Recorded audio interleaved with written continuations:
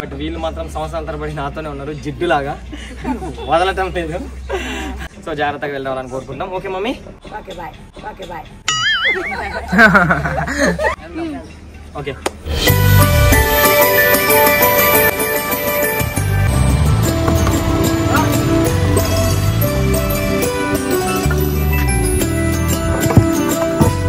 ఈ కార్ కి పైన రూఫ్ ఉందన్నమాట. జెన్నీ గారు బాగా చిల్ అవుతున్నారు పైకి ఎక్కి. అటొక వీడియో ఇటొక వీడియో